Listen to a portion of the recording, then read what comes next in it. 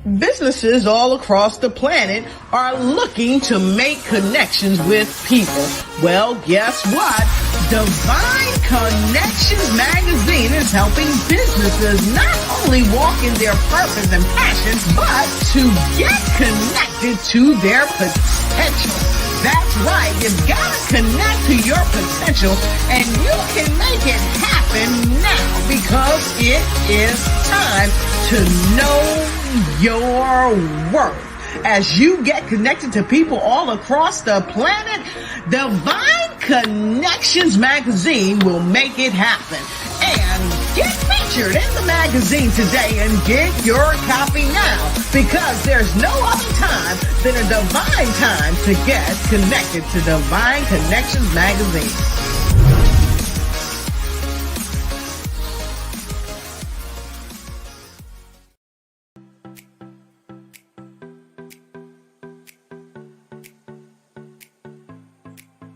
Hello and welcome to the fabulous world of Dream Builders Realty, where we are fulfilling dreams and lifestyles. My name is Trish Adams and I'm the owner-operator, and I have a fabulous team here to help you with your real estate needs. Whether you're looking to buy, sell, or invest in real estate, we're here to help you.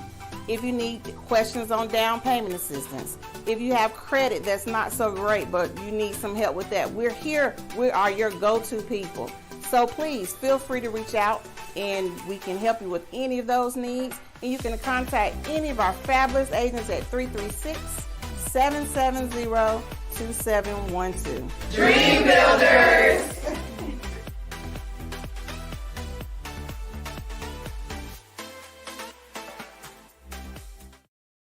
Hello, this is gospel recording artist Johnny Ruffin Jr. from Lewiston, North Carolina, just letting you know that I have a Christmas CD out entitled White Christmas. Please go and download that CD on any digital media outlet. Also, I have some great gospel music that I have created throughout the years that will definitely be a blessing to you and your household. Thank you for your support. God bless.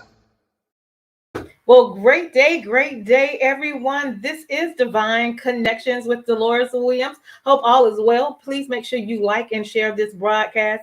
If you are a business or you're an entrepreneur, you definitely want to tune in to see what we have going on today. So Divine Connections magazine is a magazine that is faith-based and inspirational, and it comes out quarterly in print as well as online. So you do have opportunity to share your business or your church, anything you have going on as advertisement in Divine Connections magazine.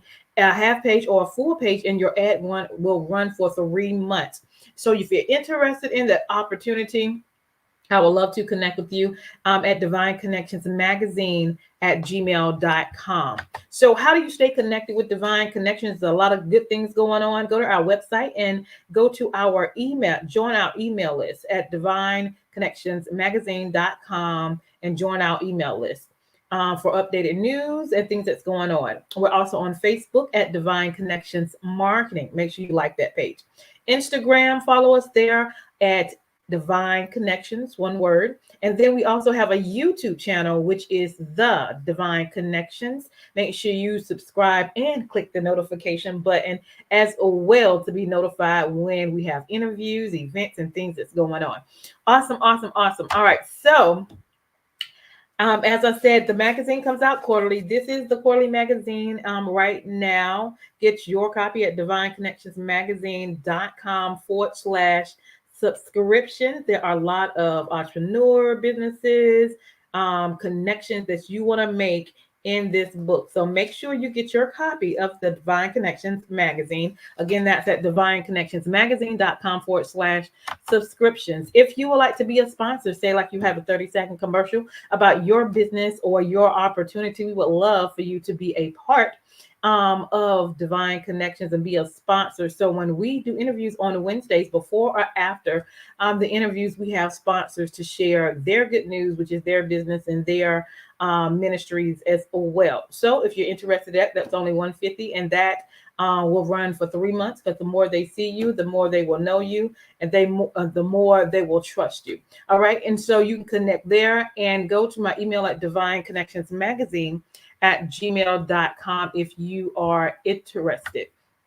All right, next on the agenda, if your business needs a 30-second or a 60-second commercial for your business, for your ministry, for your book, for your gospel group, we will love to serve you. Just send me an email at divineconnectionsmagazine at gmail.com. And last but not least, I would love for you to order my new book, which is The Key Connector, How to Build an Empire Helping People. All right. So go to the link below. It's also on Amazon. And I would love for you to hear strategies of how I have built my empire so you can build yours as well. All right. So it's all about building relationships and making it happen. All right. So I am so excited to bring my guest on for today.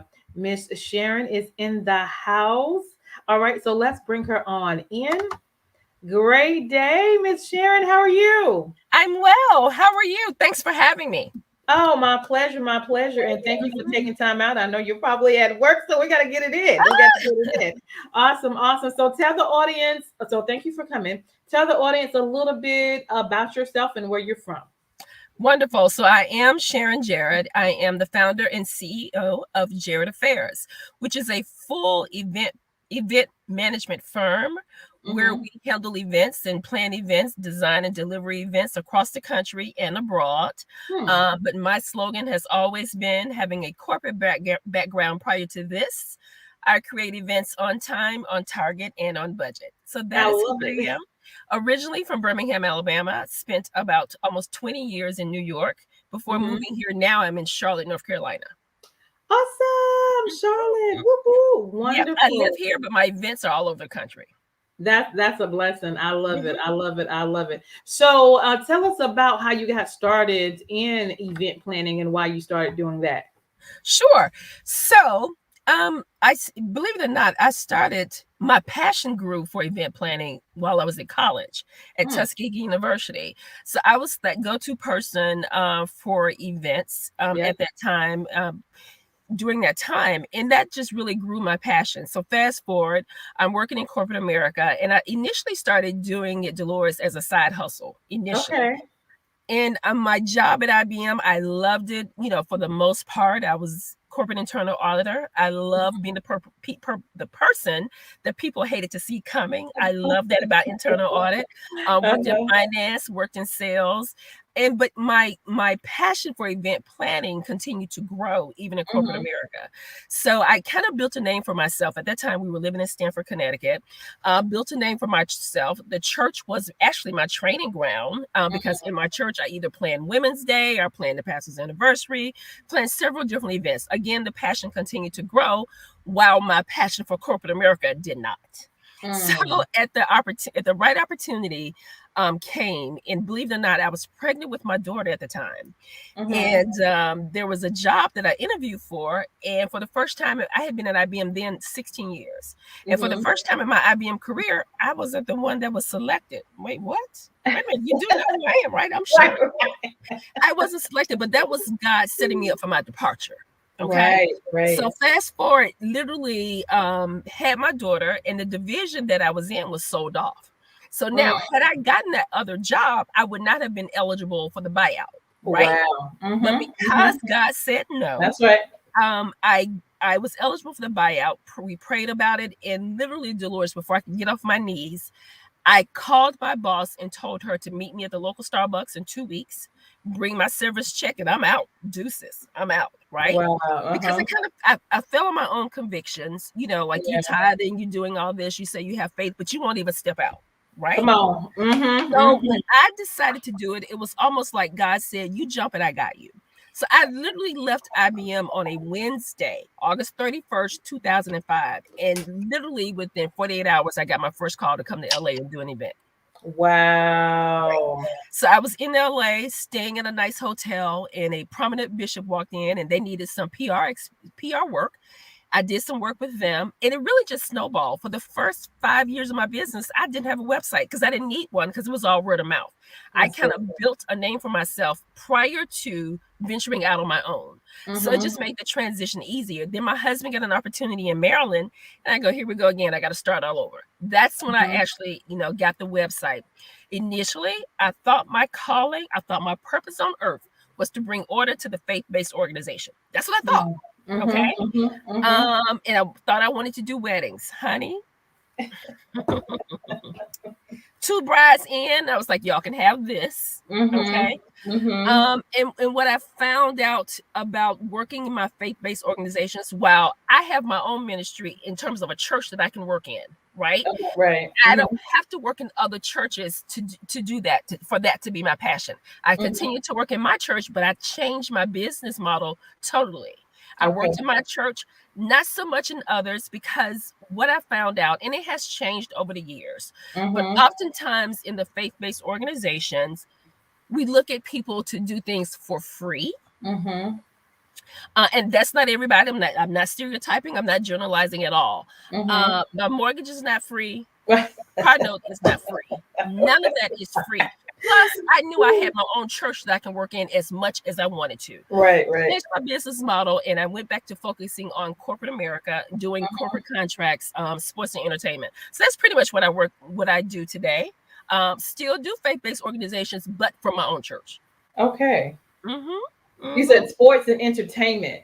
Sports and entertainment, Awesome. So let's dig into that a little bit. So how is that working? So that, you know what, it came about because what was my first sports client? It's been years now, but typically I'm usually busiest. Like my busiest time is coming up. So there's All-Star Weekend, there's Super Bowl. I'm always busiest at those times. I'm usually there doing something for corporate clients at an NFL Super Bowl or playoff or whatever. So I do a lot there. Have some entertainment clients, and usually I'm doing their private events, if you will. Okay. And it works well for my personality because, number one, budget, there's always going to be a budget, but sometimes some categories they have a more realistic view of their budget versus others. So that worked well for me. And they really wanted someone to be the eyes and ears for them, to represent them. So I had the corporate background to be able to do that, to speak their language, to talk return on investments, where you're having a party, but you're having a party with a purpose, right? On sponsorships, that's my jam, activating those sponsors. So all that works in my favor. And I enjoy it. I actually enjoy my sports and entertainment clients. Love them. Wow. Awesome. And you say you still do things in the faith-based as well?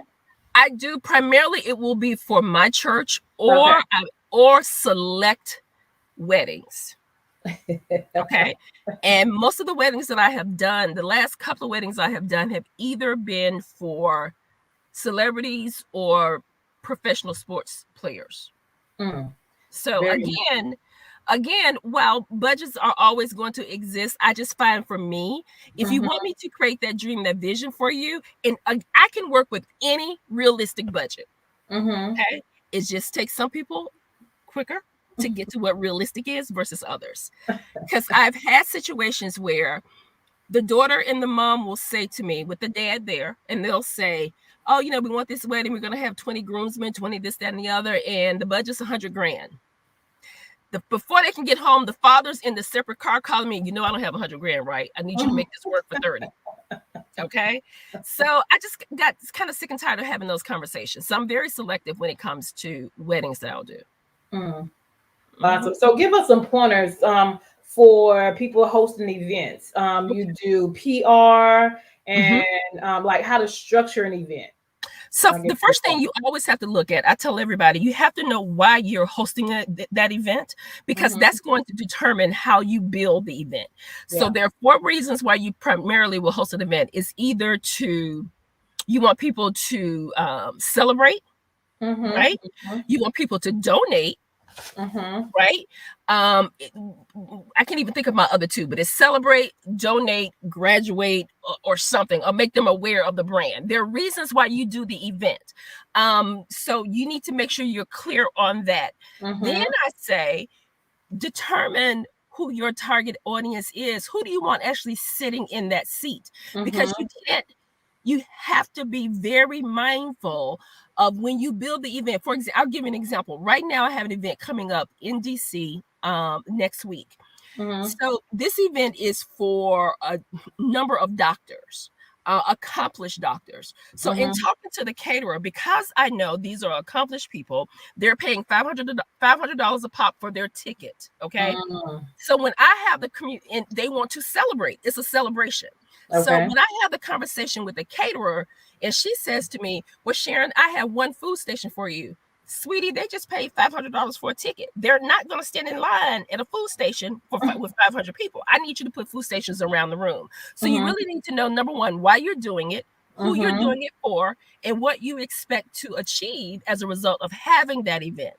Long gone are the days of just having an event for the sake of having an event. That event should be structured, should be built so that it moves your bottom line. If you can't build an event where there's some kind of change at the end of the day, either you've hosted 100 of your most ideal clients, you now have new people that you can pitch to, you've sold 2 additional cars because you had the cars, they were so fly, Mercedes, and they were standing out and people loved them. Now my local branches or local dealers that can sell cars. Why are you having that event? You have to build it that way. The other thing I say to people, decide who you want to have on stage, right? Who do you want to have on stage? And I will tell you, I can sometimes have more results with a no-name person versus a big celebrity name. Okay. Some of the best speakers out there have not been on a stage.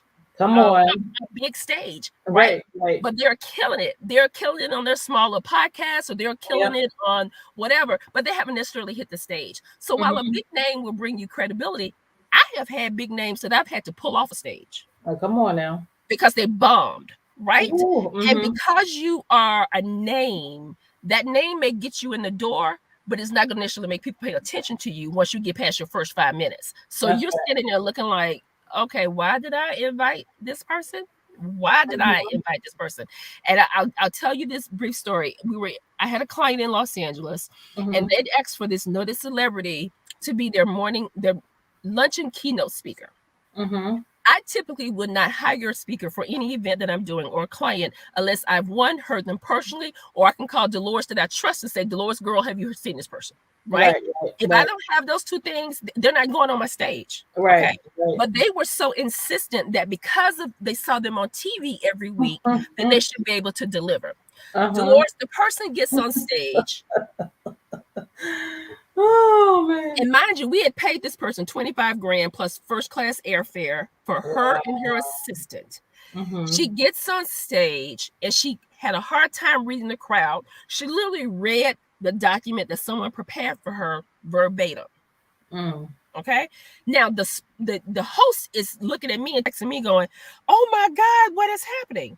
And I simply responded, refer back to email dated December 5th. Where I said to you X, because she thought, honey, that's a scripted show. She's just reading what they taught her. Wow. Just because you're on TV, that does not make you the best speaker for an event. It just does not. So I tell people to look for alternative speakers. Look for people right there in your network. Look for people online. Clubhouse is a great way to find speakers. Any speaker you hire, you should be able to see them, if not live, via YouTube or some kind of video. Some kind of video. So just keep that in mind. Always hire, especially if you're working with a volunteer team. If I'm working with a volunteer team for an organization, I always recruit 50% more of the people that I need. Why? Because 50% of them, they're just coming to see what they can see. Okay. And they're not going to do any work. So you're going to have those few people that you can count on. Always hire 50% more than what you need. And last, find someone outside of your organization, outside of your network, to vent when things aren't going right. Yes, absolutely. Okay. Yes, If it's ma'am. not going right, don't talk to anybody in your office, because Right. guess what? You're gonna before that event planning is over, you're gonna tick them off too. And guess what they're gonna do? They're gonna tell everybody what you said, right? So That's right. my godmother lives in Durham. She probably knows more about my events than anybody on my team, right? Because that's who I call. That's right. When I want to vent about something that's going on. Yeah. Mm-hmm. Absolutely. And I totally agree with that, because I know when I do events and everything looks good, but when I get frustrated, I'll go to one of my aunts, and she's an intercessor. Right. You know what I'm saying? And Right. I release there. And then, Right. you know, when I Right. release, I feel better. Then I go back Yep. on and do my thing, because you can't let everybody know what's You going cannot. on. I Yeah, am straight faced the entire time, and in my mind, I'm thinking, as soon as this is over, okay, we're gonna have some words, but you know, I got a job to get done. Right. Absolutely. Absolutely. Mhm. Anything else you can think about that you want to share? And I know it varies about PR, trying to get the word out there, or maybe what is it called? Releasing information. I know that probably varies depending on the event. You talking about from a marketing standpoint of the event? Yeah. Okay. So when it comes to marketing, you have to at least have in your plan 7 different ways to market the event. 7 is a good number, okay? Because oftentimes it will take someone 7 times to even see it before they move on it. Number one, that's scientific. Number two, people see things different ways. Not everybody's on Facebook. Not everybody is on LinkedIn. So have at least 7. The thing that I say, I probably have a list of about 100 different ways to market an event. And typically in a class that I usually host once a year, I'll put out how many ways can you host it? Can you market an event? Give me some ways. My final answer is, Deloris, as long as it keeps you out of jail or hell, I know that's then you use it. Okay, that's right. Use it. But you have to have. I'm always so surprised when I get calls and someone says, Sharon, my event's coming up in 2 weeks, and I've marketed, I did this and other. Oh, okay. Well, what'd you do? Well, I put it on Facebook. How many times did you post? Well, twice. And you thought you were gonna sell out the room. No, you have to have. Oftentimes it's very easy now with funnels and everything. You can build your complete marketing funnel for an event prior to starting your first market. Just have a plan on how you're going to promote the event, and make sure that plan gets you as close as possible to your target audience, who you want sitting in the chairs, So yeah, for sure. Absolutely. Wonderful. Anything else you can think of? Did you want to share? Not really. You know what? I think, a couple of things. I think you have to think of now our events are coming back online live. And that's a good thing, because Deloris, I will tell you, I had mastered virtual before the pandemic. I did a lot of stuff virtual anyway. But when it became the only way of doing business, I really wanted to throw my computer out the window, right? Because I'm like, if one more person says, can you turn your mic up? You're still muted. It was just too much. So I'm really excited that we're now going back to live, but virtual is not going anywhere. Businesses have realized now they can reach more people via virtual at less cost. So it's not going anywhere. Always keep that as an element of your event planning mix. That's right. Hybrid definitely works, but when it comes to hybrid events, keep in mind you're actually planning 2 events that have to come together at some point. Right? So hybrid, everybody says, we just throw the live stream element. No. It's a different experience. And you have to build it their way. So people are surprised when they come to me for hybrid events. It's actually higher than a live event, because I'm literally doing 2 different events, 2 different experiences that have to merge seamlessly at some point. So yeah. Wow, I love that. That. Awesome. So we're going to give some people some contact information if they're interested in wanting to connect with you. Wonderful. And just so that they know, I offer my services. My team and I offer it on 3 different levels. Okay. There is the consulting, where we get clarity around whether or not you should even do the event and your reasons for doing it, and how you're going to determine what your expected outcomes will be. That's level 1, where it's just consulting. Then there's the coaching, where we talk about strategy, and I'm coaching you through the process. And if desired, I'm on site helping you execute on the event day.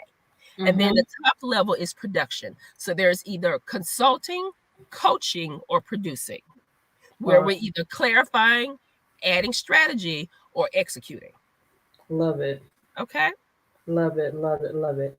All right. Awesome. Awesome. Awesome. And so, oh gosh, I'm trying to think if I have any more other questions because this is good.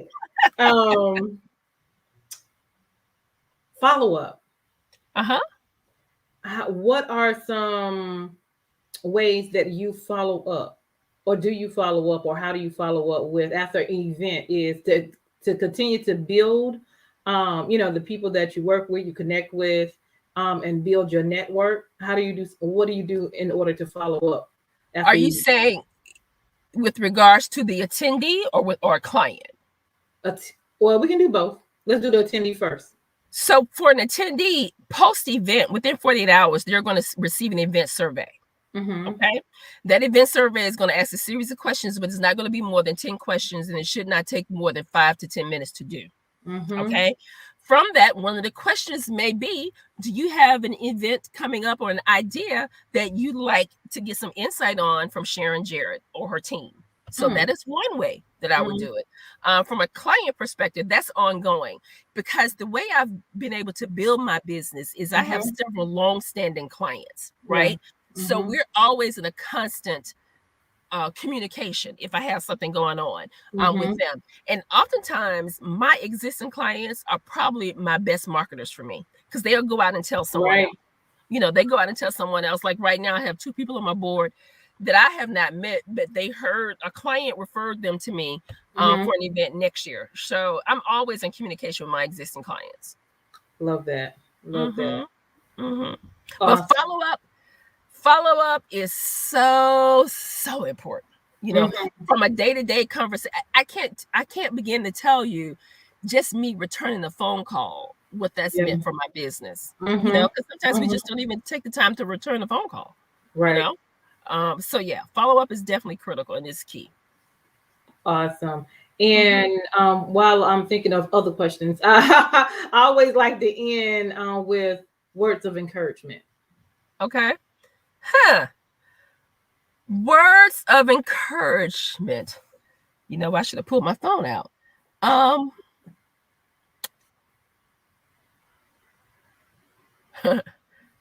all out of free. This should be everybody's mantra, especially a small business owner. I knew my value before the pandemic. What the pandemic taught me was how to respect my own value. That's good. Okay. You know your value, but if you don't respect your own value, then you end up doing stuff for free, or you end up with bad clients, or you end up saying yes when you should have said no. So respect your own value. Life's too short to have bad clients. That's right. For the first time this year, I refunded money to clients that were in the pipeline. When it became apparent to me that they had something else in mind versus what we contracted to do, sweetie, here's your money. Here's your contract. I release you to your greatness, which is probably with someone else and not me. And I probably would not have done that prior pandemic. I would have just saw it through, told my team, buckle up, you'll get a nice bonus. We're dealing with crazy people. No more. No more. Respect your value. That's good. Okay. That's good. Okay. We all know it. We've read that book, but respect it. So that would be my words of encouragement. And when that doesn't work, Deloris, I always say, I'm all out of free. I'm not making any more this year. Right. Okay. Not making any more. So yeah. I love it. I love it. So do you have anything coming up soon? Well, the upcoming things that I have are private client events that aren't open to the public. Usually once a quarter, I will do an online full day event planning intensive. So I haven't announced that yet. My girlfriend and I, we actually started a podcast, and it's called Like Fine Wine, Loving Life in Our 50s. which is going really, really well. And you can find that on Spotify, Apple, iTunes, or whatever, all the different platforms. I released a book last year. You know what? You know how that Shirley Caesar song goes? I got everything, got greens, beans, and all that. Right. Like when people ask me, what did you do this quarter? Well, I wrote a book. I started a podcast. I took on 2 major clients. I signed some for the Super Bowl. I did the NBA All-Star. That's how I feel right now. So a lot of good stuff going on. I have just been extremely blessed. Yeah. Sure. Sometimes I look back and say, what took me so long to leave corporate America? So it's just trusting and knowing that this is the right thing for me to do. But if they find me on Facebook, Jarrett Affairs, or I'm under Sharon Phillips Jarrett. 1 second, sweetie. I'm under Sharon Phillips Jarrett. Then they'll know what's going on next for sure. Okay, awesome. Okay. Thank you so much. Thank you. Appreciate Thanks for having me. I appreciate it. Yes. I love it. So hopefully we can stay connected. I know you got to run, so I appreciate you doing it while you were handling business. But thank you. Bye. No problem. Talk soon. Bye-bye. Yes, ma'am. Bye. Okay. Just do leave studio. Okay. Awesome. You guys, that was some great and phenomenal information that inspired me. All right. So I'm definitely excited. Thank you, Miss Sharon, for coming on. And I know she has a busy schedule, but she took the time out to come on with me. And those are the things of how you build relationships. And I am totally grateful for it. All right. So y'all tune in and continue to make it happen. Stay connected. And if you're interested in being on my broadcast, inbox me. Let me hear from you. Let me see what you do. And we will go from there. All right. I am Deloris Williams with Divine Connections. Make sure you stay connected to the number 1 divine connector, which is Jesus Christ. Stay tuned. Hello, this is gospel recording artist Johnny Ruffin Jr. from Lewiston, North Carolina. Just letting you know that I have a Christmas CD out entitled White Christmas. Please go and download that CD on any digital media outlet.